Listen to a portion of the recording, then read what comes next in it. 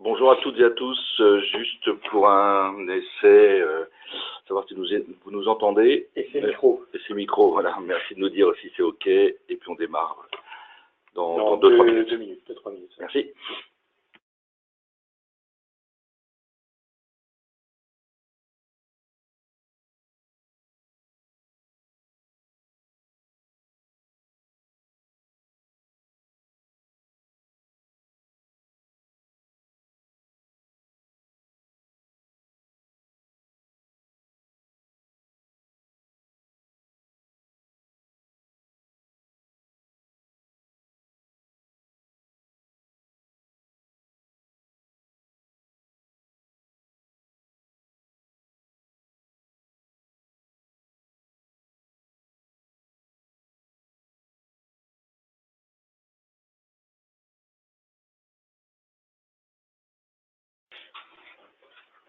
Allez, c'est parti. Du coup, l'objectif de ce matin, on va parler de ce qu'on appelle les MCU, les macrocodes utilisateurs.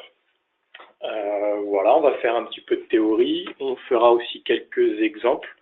Alors, j'en ai prévu 3, on verra en fonction du timing si on les détaille tous. Mais au moins, on y rentrera au cœur du paramétrage et de la technique, les MCU étant un sujet assez technique en termes de paramétrage, on va dire.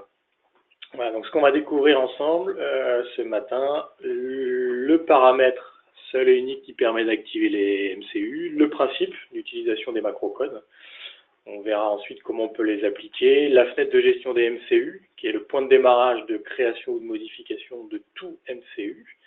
Ensuite, on verra comment on peut, à travers cette fenêtre de gestion et au niveau du paramétrage, à quel moment on peut gérer le déclenchement du MCU, ou d'un MCU, on va dire, à titre d'exemple, sur une fenêtre, sur un champ, à l'ouverture d'une fenêtre, un clic sur un bouton, par exemple, etc., etc.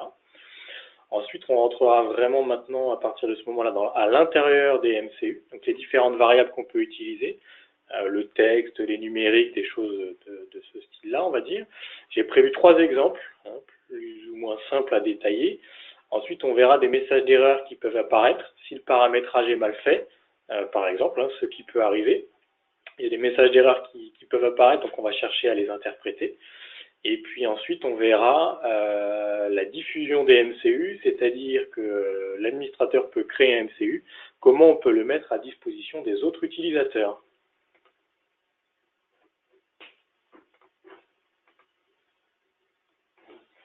Voilà. Alors le paramètre 755, d'accord, c'est le seul unique paramètre dans les paramètres généraux qui vont permettre simplement qui va permettre d'activer les MCU. Voilà. Il y a quand même une restriction à savoir malgré tout, c'est qu'il faut être en superviseur afin de pouvoir créer, modifier et diffuser un MCU. Ça veut dire qu'un utilisateur qui n'a pas la petite case superviseur sur sa fiche utilisateur de cocher ne peut pas accéder à la création, à la modification et à la diffusion des MCU. Voilà. Et le principe du MCU est de venir rajouter une action particulière, on va dire, une fenêtre qui s'affiche, un déclenchement d'une action dans la base derrière, aller chercher une information, vérifier quelque chose, mettre un verrou, voilà, mettre en place un paramétrage particulier à un moment bien défini dans une fenêtre, dans un champ, dans une ligne de commande, client, fournisseur, sur une fiche article, sur une fiche client, etc., etc. Donc le principe est vraiment de venir rajouter un paramétrage particulier pour mettre en place une info qui s'affiche, un verrou, un contrôle, une requête, des choses de ce style-là. Donc dans PMI, paramètres généraux, en haut. Voilà, et puis simplement le paramètre 755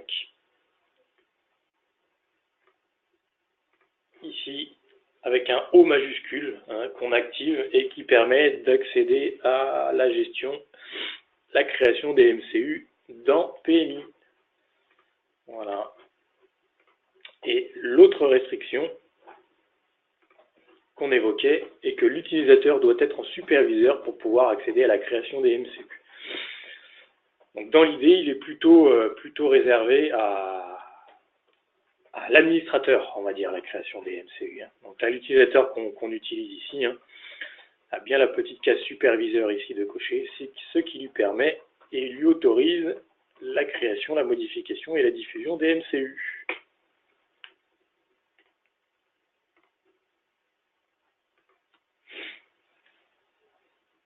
Voilà. Ensuite, dans l'idée, les MCU, on peut les mettre partout dans l'application, hein, partout dans PMI, on va dire, dans n'importe quelle fenêtre, dans la grande majorité des champs, on va dire, sur des boutons et autres. Hein. Donc voilà, dans l'idée, on peut rajouter du paramétrage particulier au sein de PMI dans n'importe quelle fenêtre de l'application, dans n'importe quel menu, n'importe quelle fonction, on va dire, hein, pour faire simple. Donc la première des choses à savoir pour accéder à un MCU est le petit triangle qui se situe en haut à droite de la fenêtre en question, hein, sur laquelle nous sommes par exemple, et qui permet d'ouvrir une fenêtre de gestion, de création, modification des MCU ensuite. Donc l'utilisateur, lui, ne voit pas ce petit triangle-là. Il n'y a que l'administrateur qui a la petite case superviseur de cocher qui va voir ce petit triangle-là à disposition. Ensuite, on va venir appliquer des macrocodes sur des boutons, sur des fonctions, des champs et autres. Le petit triangle rouge que nous voyons ici indique qu'il y a un macrocode qui est appliqué sur le bouton en question. Donc là, on l'a mis sur le bouton de validation de la fiche article, hein, dans la capture d'écran. Et ce petit triangle-là indique que dans la fiche article, il y a eu un macrocode de créer, que le petit triangle rouge va engendrer le déclenchement d'une action particulière telle que paramétrée au clic sur le bouton en question, sur la touche de validation. Voilà. Donc si on va se balader dans PMI, par exemple au niveau d'une fiche article, simplement, on va retrouver ces informations.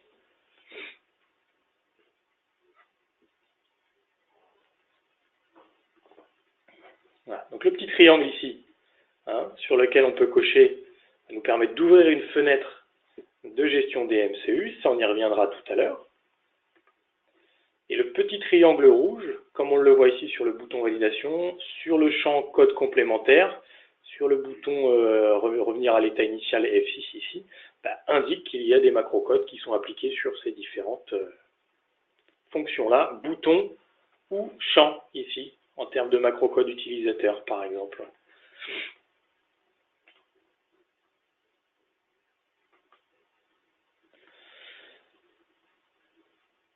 Donc à partir de maintenant, rentrons un petit peu plus dans les détails au niveau des MCU et de la fenêtre qui va s'ouvrir lorsqu'on clique sur le petit triangle en haut, hein, qui est également accessible via la touche Windows F2. Ça revient à la même chose. C'est une fenêtre qui s'ouvre qui va vous permettre, dans un premier temps, si vous le souhaitez, d'ajouter un macrocode. Hein. Ce bouton-là, le fait de cliquer dessus, va nous permettre de commencer la création d'un macrocode utilisateur. Le bouton éditer le code, ici, eh bien, ça va nous offrir la possibilité de modifier un code existant. Ça revient au même que de faire un double clic sur le macrocode qui est indiqué dans la partie tableau, ici. Supprimer, globalement, ça va permettre de supprimer un macrocode utilisateur. Alors, il faut savoir que les macrocodes que vous générez à titre d'information sont aussi stockés sur le répertoire, enfin, dans un des répertoires du poste utilisateur, hein, sous forme de fichier texte. Voilà. Et le bouton envoyer le code ici permet d'en extraire le paramétrage dans un fichier texte, hein, et de l'envoyer à qui on souhaite derrière. Ensuite, vous avez un petit tableau qui vous indique la liste des macrocodes à disposition dans la fenêtre dans laquelle nous sommes partis, depuis laquelle nous sommes partis. En fonction du titre qui est indiqué ici, chaque ligne correspond à un macrocode qui va venir s'exécuter.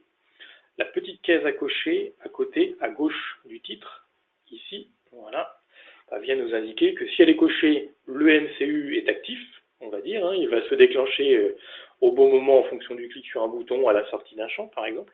Si la case n'est pas cochée, en fait, le macrocode est toujours présent, seulement il ne s'appliquera pas, d'accord, hein, au clic sur le bouton ou à la sortie du champ, par exemple, il ne s'appliquera pas.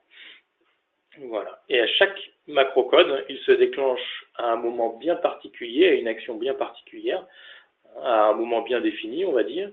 De ce fait-là, il y a une condition de déclenchement qui est associée. Si Si on reste dans notre fiche article ici, voilà, c'est ce qu'on va retrouver dans cette partie-là. Donc là, on a un certain nombre de macrocodes à disposition. Ceux qui sont cochés vont s'activer. Ceux qui ne sont pas cochés sont toujours présents, mais pas actifs, on va dire, hein, ne se déclencheront pas. Chaque macrocode a un titre, voilà, et après, il y a une action associée au macrocode. Donc là, par exemple, eh bien, soit ça se déclenche après l'initialisation de tel ou tel champ, avant le clic sur tel ou tel bouton, etc., etc. Donc ça, on le verra, les différentes possibilités, juste après.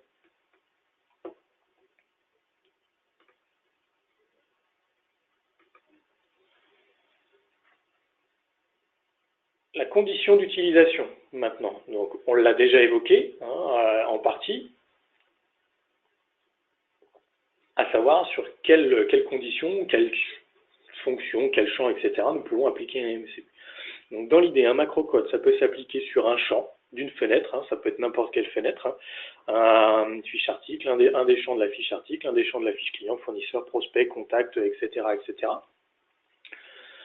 Ça peut aussi se déclencher sur un bouton, voilà, un bouton existant ou un bouton qui serait venu se rajouter également par le biais d'un MCU. Donc ça veut dire qu'on peut tout à fait imaginer avoir un MCU qui nous rajoute un bouton et ce bouton supplémentaire-là, on l'utilise pour redéclencher un nouveau MCU et faire une action particulière, pourquoi pas. Ça peut aussi se déclencher sur une fenêtre. Voilà, à l'ouverture d'une fenêtre, à l'ouverture d'une fiche client, à l'ouverture d'une commande, à l'ouverture d'une fiche contact, par exemple, eh bien, on va déclencher une action particulière. Les macrocodes peuvent être aussi appliqués sur ce que j'appelle des tableaux. Donc, ce qu'on va imaginer en tant que tableau, ce sera par exemple les lignes de commande, où vous avez pour une même commande X lignes sous forme de tableau. Eh bien, à l'intérieur des lignes de commande, on va pouvoir déclencher telle ou telle action.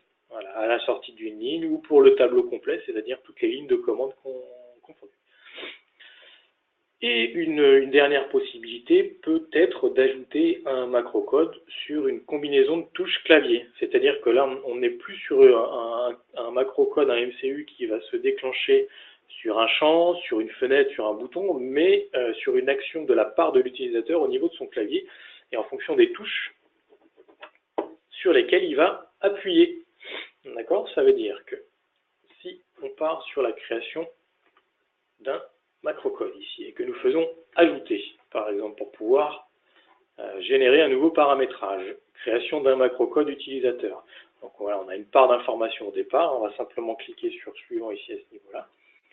Et là, charge à nous maintenant de faire le choix sur les conditions de déclenchement du macrocode, les conditions d'utilisation, on va dire. Soit action sur un champ ou sur la fenêtre, soit sur une combinaison de touches. Voilà.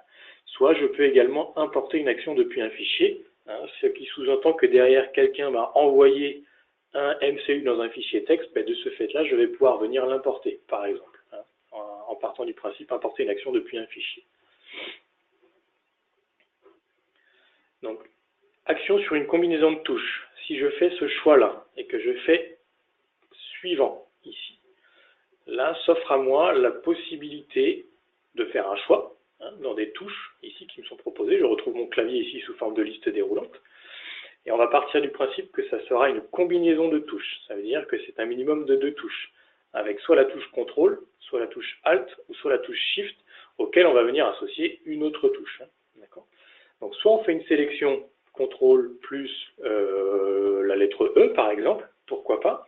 L'autre possibilité est de demander au système de nous détecter les touches sur lesquelles nous allons appuyer tout de suite après. Donc je peux très bien faire détecter la prochaine touche, CTRL D par exemple, voilà, au niveau du clavier, et là il détecte le fait que j'ai appliqué sur CTRL D.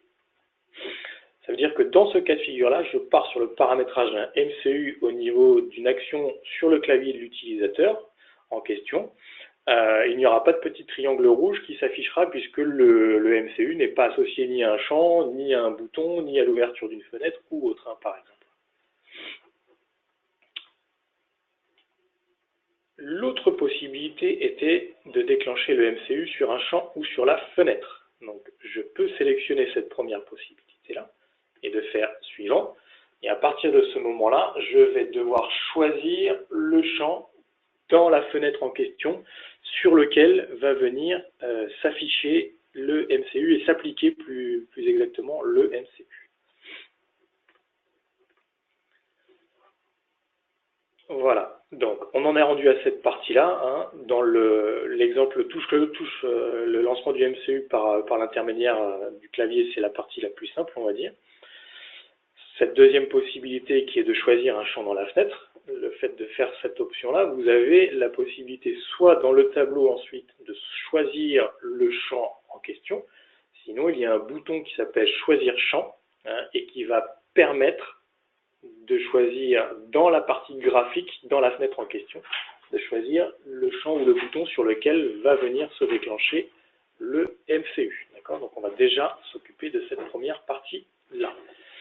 Donc j'en suis rendu à cette option-là. Donc si par bonheur je connais le nom du champ, mais je peux me balader ici dans la partie tableau, sachant que ici on est parti sur un MCU au niveau de la fiche article. Et donc j'ai l'intégralité des champs qui sont existants sur la fiche article en question. Donc, je peux fouiller à l'intérieur, ici. Je peux aussi cliquer pour réordonner dans un sens alphabétique, croissant ou décroissant, les différents champs qui sont à disposition ici. La partie gauche de la fenêtre, c'est le nom système du champ tel qu'il est stocké dans la base de données. Dans la partie droite, c'est le nom affiché du champ tel que l'utilisateur le voit. Donc il est possible de faire des recherches, de taper à l'intérieur de la partie supérieure de ce tableau-là pour faire de la recherche. Il est également possible de faire un clic droit sur la petite loupe et d'utiliser la notion de filtre pour dire je recherche un champ qui est égal à, qui commence par, qui contient, qui évite, qui défère en deux, etc. Donc ça c'est vrai ici dans les macrocodes, mais on peut le faire sur pas mal de fenêtres dans PMI dès lors qu'on a la petite loupe en fait. Donc je peux faire filtrer sur le champ qui contient code, par exemple, voilà, ou dépôt, voilà, etc., etc. Et là, charge à vous de bien définir le champ en question, par exemple, ou le bouton en question sur lequel va s'appliquer le macrocode. Donc si on part sur la création d'un macrocode au niveau du libellé 1 ou du libellé 2, peu importe, du libellé 1 de la fiche article par exemple ici.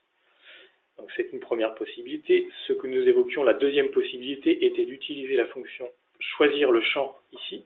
Et là je suis dans la partie graphique de ma fenêtre et avec le petit viseur je vais pouvoir choisir le champ ou le bouton ici pour lequel je souhaite appliquer le macrocode. Donc là je peux sélectionner libellé 1 par exemple. Et de lui-même, en fait derrière il m'a fait le filtre et la sélection du champ libellé 1 en question. Voilà.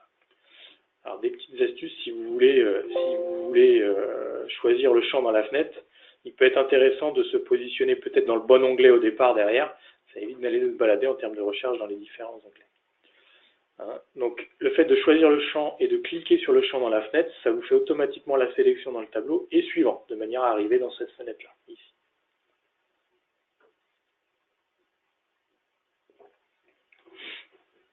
Ensuite, plusieurs possibilités pour déclencher l'action. On a choisi le bouton, la fenêtre, le champ sur lequel l'action va se déclencher.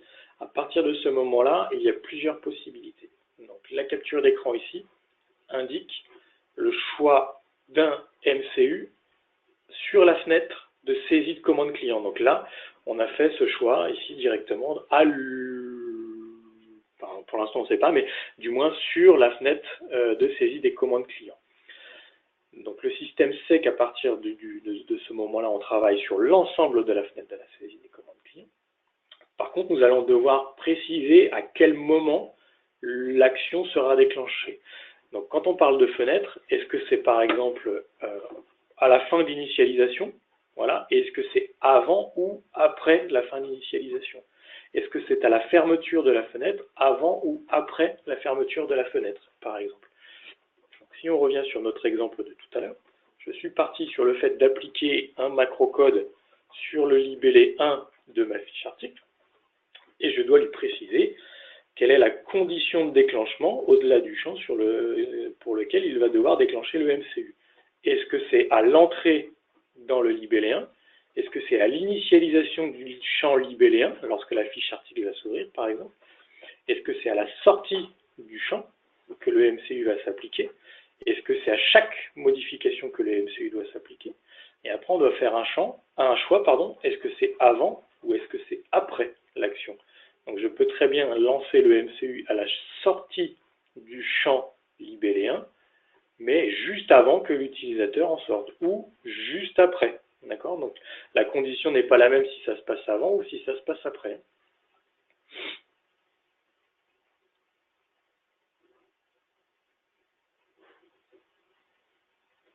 Et globalement, quand on sera en présence d'un bouton, si on veut appliquer un MCU sur un bouton, on le fera tout à l'heure à titre d'exemple. Dans l'idée, c'est le même principe. Hein. Ça sera avant le clic ou après le clic, hein, par exemple. Donc toute la finesse est de bien définir le champ, le bouton, etc., l'endroit sur lequel le MCU va s'appliquer, et quelle est la condition. Est-ce que c'est avant le clic, après le clic, avant la sortie, après la sortie, etc. Donc tout cela, il faut le définir avant de commencer à faire son paramétrage.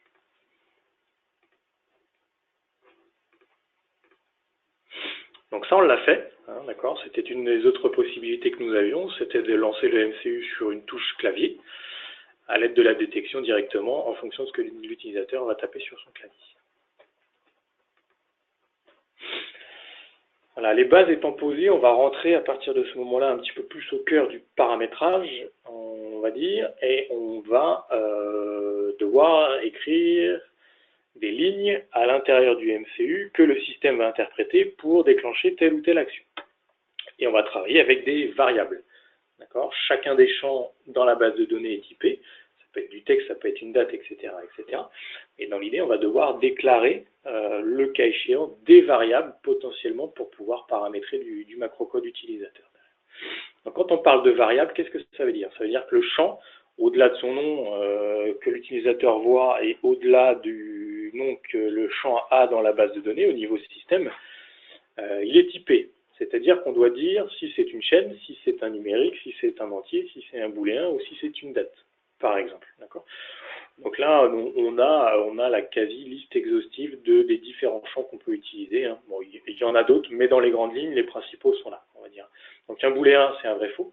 Un entier, c'est une valeur entière, pour faire simple. Un numérique, c'est une valeur décimale. Donc c'est 32 caractères plus 6 après la virgule. Voilà. Chaîne, c'est du texte, hein, sans limite de caractère nécessairement.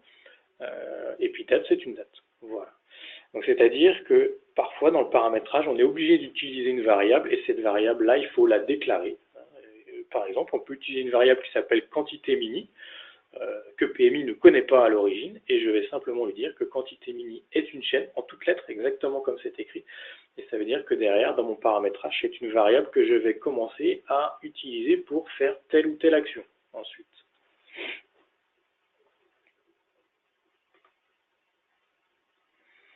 Donc, au-delà des variables, après, on va pouvoir utiliser des fonctionnalités de base. D'accord ? On continue à écrire nos lignes de paramétrage. Hein, donc, c'est du WinDev derrière. Donc, au-delà de la déclaration des variables, vous allez utiliser des fonctionnalités de base telles que le si. Donc, ça, c'est des choses qu'on peut facilement connaître. Donc, c'est une condition. Je fais si tel champ a telle valeur et tel champ a telle valeur ou différent de cela, etc., etc., alors je fais quelque chose. Voilà. Sinon, eh ben, je fais autre chose ou rien. Et je termine ma boucle. Derrière. Donc, c'est ce que vous avez ici sous forme d'exemple. Si le champ qui s'appelle ECC type 1 est égal à C, donc ça, on verra comment on peut aller récupérer le nom d'un champ dans une fenêtre dans laquelle nous sommes. Voilà. Eh bien, alors, si la condition ici au départ est respectée, je vais faire une action derrière. Donc là, la fonctionnalité info permet d'afficher une information à une petite fenêtre qui va s'ouvrir au niveau de l'utilisateur. Sinon, je ne fais rien et je termine ici. Donc après, j'ai listé ici les fonctionnalités de base, on va dire, les principales qu'on va pouvoir utiliser. La fonctionnalité droite et gauche, que le macrocode va savoir interpréter, un peu comme dans Excel. Ça va permettre d'extraire une chaîne de caractères en partant de la droite ou en partant de la gauche. Voilà. Sachant que quand on se lance sur ce genre de paramétrage-là, l'aide sur Internet au niveau WinDev peut être un bon allié. Ensuite, vous pouvez utiliser la fonction selon. Voilà, donc c'est ce qu'on retrouve ici au niveau de la capture d'écran. Donc selon le champ qui s'appelle BAKT Sexio, ici, bah derrière je vais avoir des cas. Donc quand le champ BAKT Sexio va prendre la valeur 1000, je fais telle action. Quand il va prendre la valeur 1100, je fais telle action. 1200, je fais telle action, etc. etc. D'accord ? Donc là, on a une structure à respecter dans ce cas de figure-là. Voilà. Ensuite, il y a la fonctionnalité info. Donc la fonctionnalité info, c'est ce qu'on retrouve ici. Donc on va balayer toutes ces fonctions, pas toutes, mais une partie de ces fonctionnalités-là tout à l'heure, de manière à faire quelques exemples, on va dire. Donc la fonctionnalité info, ici. Alors, il y a des syntaxes à respecter lorsqu'on écrit ce genre de choses-là. La fonctionnalité info permet d'afficher une petite boîte de dialogue qui s'ouvre et qui s'affiche au niveau de l'utilisateur, avec telle ou telle information à l'intérieur. Donc on va pouvoir afficher du texte à l'intérieur d'une boîte de dialogue qui va s'ouvrir et que l'utilisateur devra fermer pour pouvoir poursuivre. Le oui-non. Le oui-non, c'est une fenêtre également qui va s'ouvrir et on va poser une question à l'utilisateur. Et il devra répondre par oui ou par non, et en fonction de s'il répond oui ou il répond non, dans le paramétrage, derrière, on va pouvoir faire telle ou telle action. La fonction pour, on verra pas forcément, mais c'est à travers la petite capture d'écran qu'on a ici, ça permet de faire des boucles. Donc là, on rentre dans un système de boucles. Voilà, dans un tableau, par exemple, de manière à balayer, par exemple, toutes les lignes d'un tableau. Dans une commande client, on peut balayer toutes les lignes de la commande client. Et dans ces cas-là, on peut utiliser la fonction pour la ligne i égale 1, donc la première ligne, eh bien, jusqu'à l'ensemble des lignes du tableau, on va venir faire telle ou telle action derrière.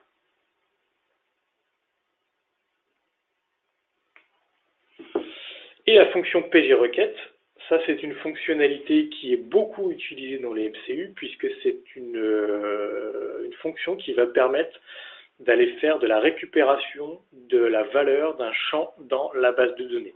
Ça veut dire que par exemple, vous êtes dans une commande client et vous voulez aller récupérer un des champs de la fiche client ou un des champs de la fiche article qui ne serait pas présent dans la commande client, par exemple, eh bien, on va utiliser la fonction de PGRequête pour aller chercher cette information-là en récupérant le code client, par exemple, qui est stocké dans l'entête de commande.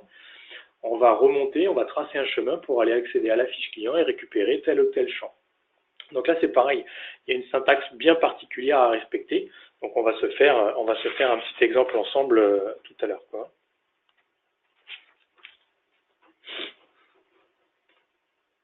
Voilà. Bon, les bases étant posées, à partir de là, j'ai prévu 3 exemples. Le premier, dans lequel on va utiliser quelques fonctions. La fonction PGRequête, ici, qui permet d'aller récupérer une information dans la base de données. Ensuite, on va utiliser la fonction oui-non pour poser telle ou telle question à l'utilisateur. Voilà, enfin, telle ou telle question non, mais pour poser une question oui-non à l'utilisateur. Et après, s'il répond oui ou s'il répond non, eh bien, on va faire telle ou telle action. Voilà. Hein, donc, on va construire cette requête-là. Elle existe déjà, on va la dépouiller. Je vais vous montrer les syntaxes à respecter à titre d'exemple. Donc, l'exemple qu'on va faire, il a vocation à, dans une ligne de commande fournisseur, par exemple, eh bien, de venir récupérer la valeur de la quantité minimum qui est stockée dans les références externes de la fiche article et d'avertir l'utilisateur s'il ne respecte pas la quantité minimum qui a été définie dans les références externes, de lui afficher un message et de lui laisser la possibilité de poursuivre oui ou non. Et s'il fait le choix de poursuivre oui, derrière, ben, on poursuit. Par contre, s'il fait non, eh bien, on va revenir dans le champ quantité pour qu'il puisse la modifier, quoi. Pour ceux qui ont accès d'un point de vue administrateur, le BX aussi maudit permet d'accéder aux tables et donc de récupérer le nom de tel ou tel champ. Ça peut aussi aider. Et là, attention, warning, puisqu'on est à l'intérieur de la base de données, donc on y va avec des pincettes, on ouvre une fiche dans BX maudit, on récupère un champ, mais on en ressort immédiatement de manière à rien modifier. et c'est une action strictement réservée à l'administrateur. Donc retournons dans PMI. Ce qu'on cherche à faire, c'est, à titre d'exemple, ici nous avons un article, et dans ces références externes, nous sommes venus faire l'association de mon article MP à un fournisseur STASEM, et dans l'onglet détail, ici, associé à ce fournisseur STASEM-là, je suis venu indiquer une quantité minimum de commandes. Et là, je cherche à mettre un paramétrage en place qui va venir m'avertir que je ne respecte pas la quantité minimum de commandes et qui va me demander ce que je veux faire ensuite, si j'approuve le fait de continuer ou si je reviens pour modifier ma quantité minimum de commandes. Voilà. Voilà ce qu'on va faire.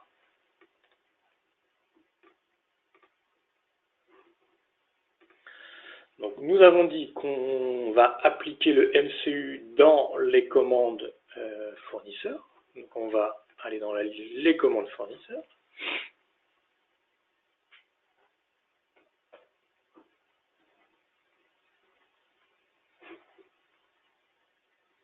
Voilà.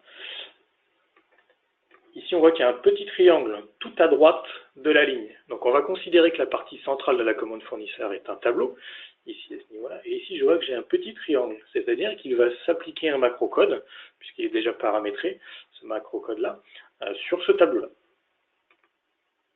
Donc, c'est ce qu'on va retrouver. C'est ce qu'on va retrouver ici. Vérification de la quantité minimum, hop, le titre, avant la sortie d'une ligne du tableau. Donc, ajouter un macrocode, suivant, action sur un champ ou sur la fenêtre, suivant. Je fais choisir le champ, je clique en plein milieu du tableau. Donc là, il me récupère le nom du tableau tel que le système le connaît. Et ensuite, à quel moment je veux appliquer le code? Est-ce que c'est à l'affichage d'une ligne? Non, puisque la quantité et le code article ne seront pas encore tapés. Est-ce que c'est à l'entrée de la ligne? Ce sera peut-être trop prématuré. Nous, ce qui va nous intéresser, c'est à la sortie de la ligne. Et je veux le faire avant, de manière à offrir la possibilité à l'utilisateur de revenir dans son champ quantité commandée. Si je fais l'action après la sortie de ligne, entre guillemets, ça va être trop tard, puisque l'utilisateur sera passé de la ligne 1 à la ligne 2 au sein de sa commande-là. Donc si je fais suivant, voilà. Bon, là, il m'avertit qu'il y a déjà un macrocode qui est appliqué à cette même condition sur ce même tableau, etc. etc. Voilà. Donc si je fais oui, nous retournons sur le paramétrage qui est effectué. Donc, je vais volontairement agrandir la fenêtre et puis on va le balayer ensemble. Voilà. La première chose qui est faite ici, je déclare la quantité minimum sous forme de champ. Donc je lui indique que le champ QTE underscore mini est une chaîne, d'accord, puisque c'est un champ qu'aujourd'hui PMI ne connaît pas. Voilà. Ensuite, deuxième action. Et là, il y a une syntaxe bien particulière à respecter et on va le faire ensemble. Même si la ligne existe déjà, on va la détailler ensemble. Moi, ce qui m'intéresse dans un premier temps, c'est de récupérer la quantité minimum qui est stockée dans le champ qu'on a vu tout à l'heure dans les références externes. Donc, je peux lui dire quantité mini égale, là, on utilise la fonction pgrequête, d'accord, voilà, parenthèse, j'ouvre les guillemets, voilà. Ça c'est une syntaxe à respecter, cette structure. Select, pareil, cette structure-là doit être scrupuleusement respectée pour que cela fonctionne correctement. Ensuite, je vais devoir aller chercher des informations dans la base de données. Et c'est là où l'utilisation du BXMODI pour aller voir le nom des champs dans la table référence externe va être utile. Donc, on va y aller. Je peux faire administration, BXMODI. Et là, comme on a dit, hein, on y va avec prudence. On y va simplement pour récupérer le nom d'un champ. Moi, ce qui m'intéresse, c'est d'aller voir dans les références externes, par exemple. On prend un article au hasard, hein, c'est pas très grave. Voilà, et moi, ce qui m'intéresse, c'est de récupérer la quantité minimum de commandes. Donc, vous voyez, ici, quantité minimum de commandes, c'est ce champ-là. Ici. Donc là, on va venir recopier FCNMINCDE, par exemple. D'accord. Dans la partie rouge, on a les points d'entrée qui vont permettre d'identifier cette fiche ici de manière unique. Donc la société, le code article, le code complémentaire, et puis derrière le type de tiers 2 pour fournisseur et le code tiers qui est là. Ça veut dire que dans la requête que nous sommes en train de construire pour pouvoir récupérer la valeur de la quantité minimum de commande, il faut que PMI retrouve ces informations-là pour retrouver cette fiche ici, en l'occurrence.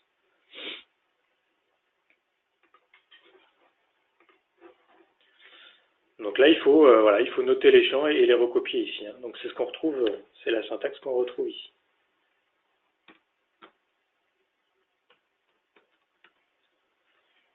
Etc., etc. Donc là, on indique que nous souhaitons récupérer la valeur de ce champ-là, from, donc depuis la table référence externe. Donc ça, c'est une syntaxe à respecter.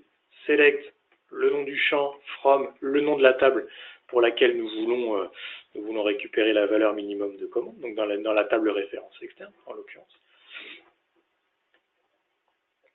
Et puis derrière, ensuite, vous avez une syntaxe where, d'accord, dans lequel nous allons venir indiquer les conditions et les fameuses clés de la fiche référence externe que nous avons vue tout à l'heure pour récupérer la bonne valeur. Donc ici, il faut récupérer dans BX le code société, donc c'est RFKTSOC. Donc ça, c'est une syntaxe standard. Dès qu'on parle de société, on va utiliser where RFKTSOC égale apostrophe, guillemets, plus le nom du champ, d'accord. Donc dès qu'on parle de société, c'est toujours WPSOC, ça c'est un nom système que PMI est capable d'interpréter, plus apostrophe, guillemets, pardon, et apostrophe, d'accord. Donc ça c'est une syntaxe qui est à respecter scrupuleusement dans les différents champs qui sont derrière. Donc je mets des espaces volontairement pour qu'on y voit clair.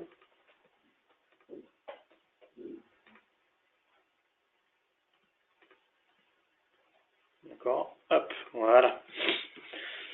Donc, apostrophe, guillemets, plus le nom du champ derrière, plus apostrophe, guillemets, pardon, et apostrophe. Donc si on poursuit notre requête, on va utiliser la fonction et derrière pour lui dire le code société c'est ça, le code article c'est ça, le code complémentaire c'est ça, le code fournisseur c'est ça.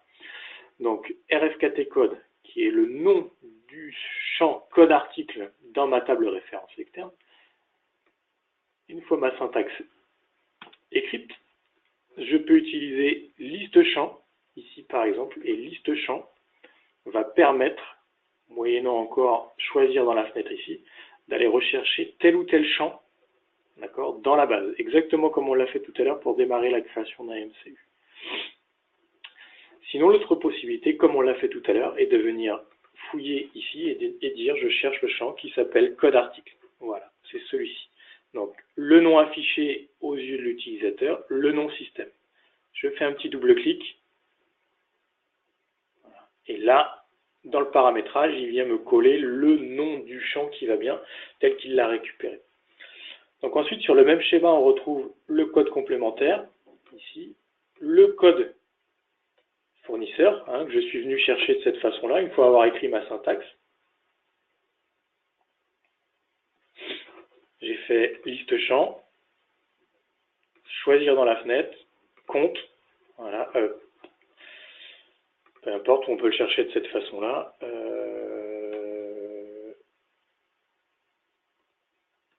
Voilà, compte par exemple, tac,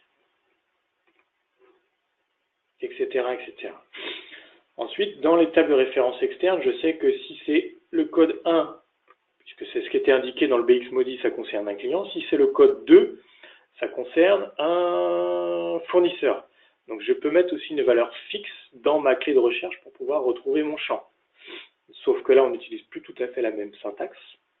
On va être sur quelque chose de beaucoup plus simple, voilà, de ce style-là. Simplement apostrophe, la valeur fixe et apostrophe pour refermer la clé de recherche ici à ce niveau-là. Donc une fois que cette structure de requête-là est réalisée, donc là on a quand même un truc assez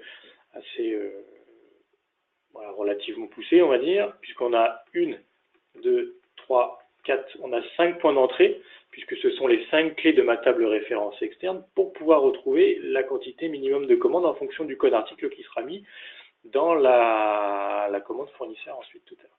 Et bien entendu, ne pas oublier à la fin, ici, de refermer l'apostrophe et refermer la parenthèse, ici, d'avoir une syntaxe qui tient la route. Voilà. Ensuite, une fois que ceci étant fait, notre requête étant correcte, le système est capable de récupérer par l'intermédiaire de cette requête-là la quantité minimum qui est stockée dans les références externes en repassant par le code article que nous allons mettre dans notre commande fournisseur derrière. Après, il faut savoir que dans PMI, quand on est dans une commande client ou une commande fournisseur, en fait, ce sont globalement les mêmes fenêtres, les mêmes noms de champs. Donc, si on veut que le paramétrage que nous sommes en train de faire s'applique uniquement dans les fenêtres de commande fournisseur, il faut qu'on arrive à lui filtrer ça de manière à ce que ça ne s'applique pas dans les commandes clients. C'est pour ça que quand on regarde, ici, il y a un type de commande. Alors on est sur F pour fournisseur, mais quand vous allez être sur des commandes clients, vous allez être sur du C, etc. Donc on peut utiliser le type de document qui est là, de manière à lui indiquer que lorsque c'est F, on sait que nous sommes en présence d'une commande fournisseur, et qu'en l'occurrence, quand il sera en présence d'une commande client avec un C, eh bien, il n'appliquera pas le code, puisque c'est une condition que nous utilisons ici. Si le nom du champ qui s'appelle ECC type 1, que je suis venu rechercher exactement comme les autres champs de tout à l'heure, ici, est égal à F, voilà, avec des apostrophes ici, et que le champ quantité commandée, pareil, que je suis venu rechercher dans liste champ, ici, est inférieur à la valeur ici, donc val permet de basculer une valeur texte ici en numérique. Donc là, ma requête va me récupérer une valeur texte 10.00, puisque c'est 10 qui a été indiqué dans le champ quantité minimum de commande dans la référence externe. Donc je peux utiliser val parenthèse le nom de mon champ. Donc il va me convertir ce qui était 10 en texte en 10 numérique. Donc je vais comparer ici une valeur numérique en quantité commandée au fait qu'elle soit inférieure à la quantité mini qu'on a récupérée par l'intermédiaire de la requête au-dessus. Donc là, j'ai une condition. Si je suis en présence d'un document de type F et que la quantité commandée indiquée dans la ligne, ici, est inférieure à la valeur qu'il a récupérée dans la requête, dans la table référence externe, alors, qu'est-ce qui se passe derrière? Voilà. Donc là, on va faire une petite pause là-dessus. Qu'est-ce qui se passe? Eh bien, derrière, on fait une nouvelle boucle. On va réutiliser une nouvelle condition et on va utiliser le oui-non. Donc, dans ce paramétrage-là, tout ce que PMI vous met en bleu dans les macrocodes sont des fonctionnalités de base telles que lui, il est capable de les interpréter. Le oui-non, le info, etc., etc. Ça, il va être capable de les interpréter. Voilà. Tout ce qui est en vert, ce sont des choses que vous êtes venu rajouter en plus. Et tout ce qui est en violet, on va dire, on va considérer comme du texte. Donc si oui, non, j'ouvre la parenthèse et guillemets. Derrière, je vais pouvoir taper du texte. Warning, par exemple. Alors ça, on va l'enlever. On va faire quelque chose de simple. Check. Voilà. Je tape du texte. Warning, je peux mettre attention, par exemple, 2 points.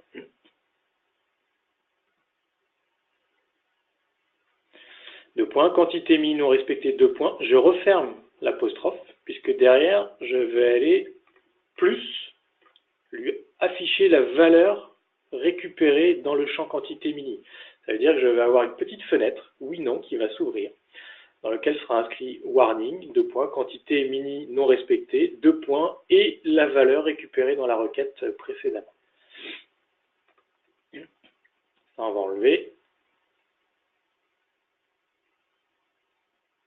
Voilà. Et si je mets plus, apostrophe de manière à remettre du texte derrière, voulez-vous poursuivre, point d'interrogation, je referme bien mon apostrophe ici à ce niveau-là, égal.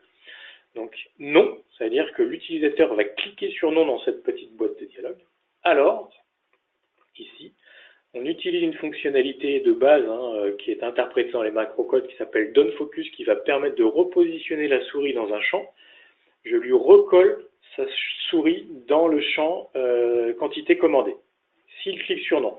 Donc si cette condition-là est respectée, alors je lui recolle sa souris dans le champ quantité commandée. Sinon, derrière, on ne fait rien du tout et on lui autorise à poursuivre la création de sa commande fournisseur, de sa ligne de commande fournisseur. D'accord ? Et le code s'appliquant avant la sortie d'une ligne de commande, et bien du coup, l'utilisateur, s'il fait non, du coup, il sera contraint à chaque fois de revenir dans la quantité commandée. Et s'il fait oui, il ne se passera rien ici, puisqu'on sera dans la condition sinon fin. Donc après le sinon, il n'y a strictement rien ici à ce niveau-là. Donc on va autoriser l'utilisateur à poursuivre. Voilà. Donc, dès que nous sommes en présence d'une condition avec un si, jamais oublier de refermer le si avec un sinon, une action éventuelle derrière entre les deux, et une fin derrière. Donc là, on a quelque chose d'assez exhaustif. On a une déclaration de variable. On a une requête avec des clés qui nous permettent d'aller récupérer une information dans la base de données. On compare cette valeur-là à une valeur qu'on a derrière dans la commande fournisseur. On a un oui/non pour afficher une petite fenêtre aux yeux de l'utilisateur. S'il clique sur non, on lui renvoie sa souris dans le champ quantité commandée. Sinon, c'est tout bon, il poursuit. Et c'est parti. On va enlever ça et puis on va la dérouler ensemble visuellement pour voir ce que ça donne.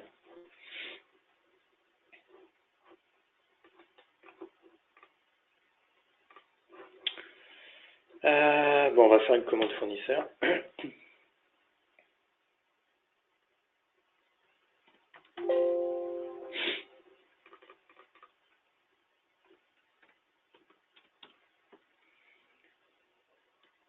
Donc là, on a appliqué le macrocode à la sortie de la ligne de commande. J'aurais pu très bien l'appliquer aussi avant la sortie de la quantité commandée. C'est un choix que j'ai fait au niveau du paramétrage.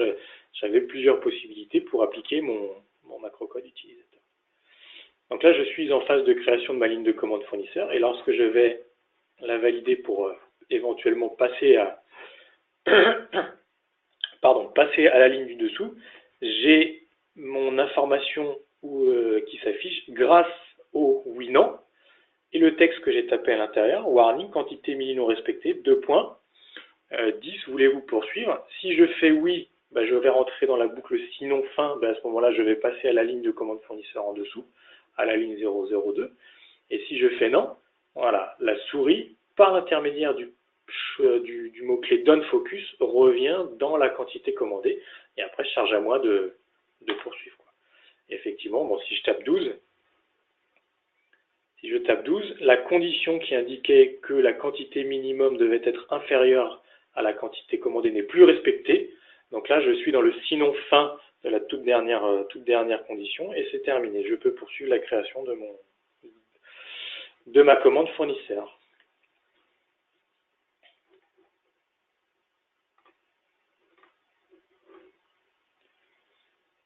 Alors après, effectivement, on peut structurer le texte avec des espaces, des choses comme ça, de manière à avoir ça sous plusieurs lignes. Pourquoi pas.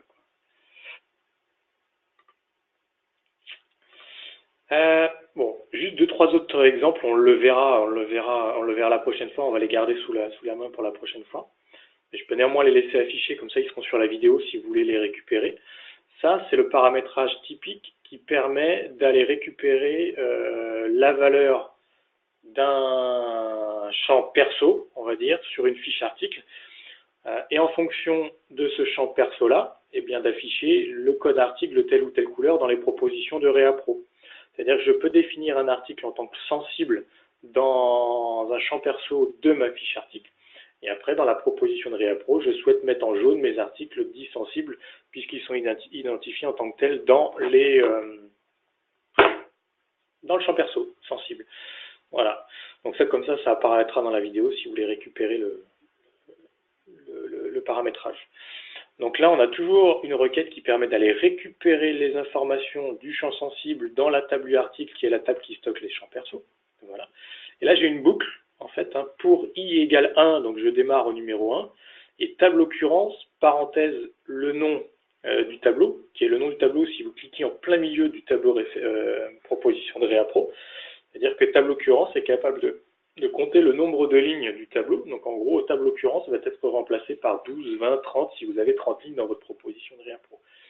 Et pour chacune des lignes, 1, 2, 3, le paramétrage qui est en dessous va s'appliquer. Voilà.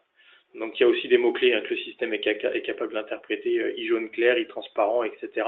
Donc ne pas hésiter à aller voir sur Internet au niveau de l'aide WData, il y a Windev, pardon, il y a de quoi faire. Et le troisième exemple, je laisse également aussi si vous voulez récupérer le paramétrage, qui est un exemple qui permet sur une fiche article, donc après la fin d'utilisation de la fiche article, de rajouter un bouton.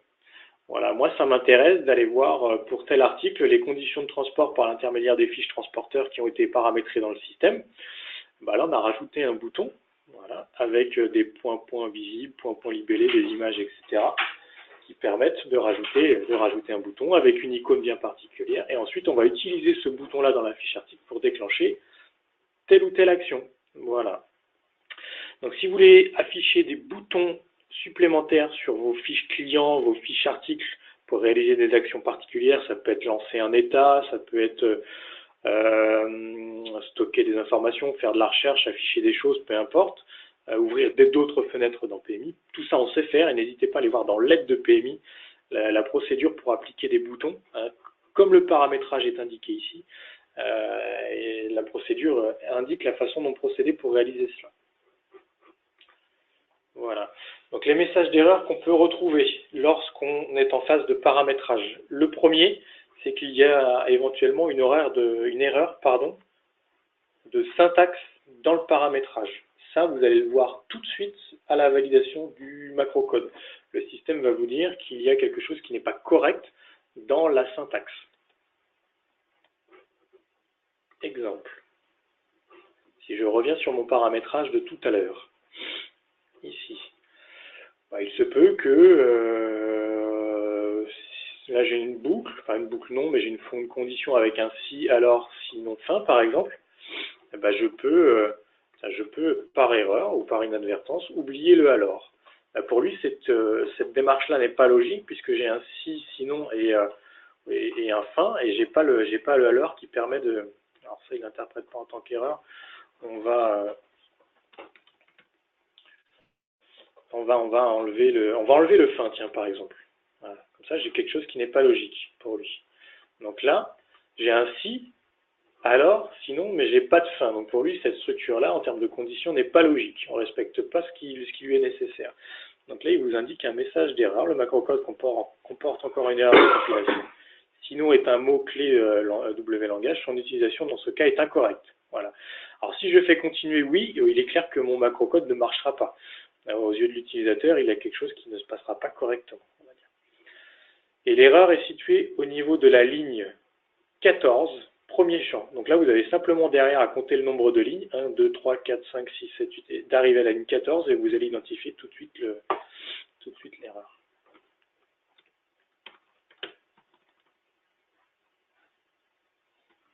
Enfin, voilà. L'autre type de message d'erreur que vous pouvez voir apparaître, c'est, imaginons que vous avez fait une erreur de syntaxe dans la requête, ce qui est tout à fait possible. Ici, vous avez oublié de taper le E. Donc, à la validation du macrocode d'un point de vue administrateur, ça va bien se passer. Par contre, lorsque l'utilisateur va chercher à l'utiliser, pour lui, ce n'est pas correct, puisqu'il n'est pas capable de retrouver le champ RFCN MINCD, puisqu'il ne s'appelle pas comme ça dans la base de données. Il n'est pas capable de reconstruire cette recherche-là, donc effectivement, il renvoie ce message d'erreur-là. Donc, il faut bien tester les MCU avant de les mettre à disposition des utilisateurs. Donc c'est ce qu'on a ici, deux styles de messages d'erreur possibles. Soit une erreur de syntaxe dans le paramétrage, soit une erreur de champ qui est mal tapée. Du coup, la requête pour lui n'est pas fonctionnelle et il n'est pas capable de l'interpréter puisqu'il a un nom de champ qu'il ne connaît pas. dans ces différentes tables. Et enfin, pour terminer, la diffusion des MCU. D'accord ? Les MCU qui sont créés le sont principalement et doivent être majoritairement créés par l'administrateur, de manière à centraliser ce genre de paramétrage-là. Ensuite, il va falloir diffuser les MCU de manière à les mettre à disposition, enfin à mettre ce paramétrage-là à disposition des autres utilisateurs. Et ça se situe dans la partie administration, utilitaire, gestion des MCU. Tant que cette action-là n'est pas faite, le nouveau paramétrage que nous venons de faire ne sera pas visible de la part des autres utilisateurs. Donc je suis l'administrateur ici sur cette base-là, j'ai créé un nouveau MCU, je peux cocher ou décocher les MCU qui permettent d'envoyer ce paramétrage-là à destination des autres utilisateurs. Donc là, ils sont tous en couleur ocre, OK pour diffusion. Ça veut dire que si je fais mettre les MCU cochés à disposition pour les autres postes, mais à partir du moment où les utilisateurs vont se déconnecter, se reconnecter, ils auront ce nouveau paramétrage-là à disposition.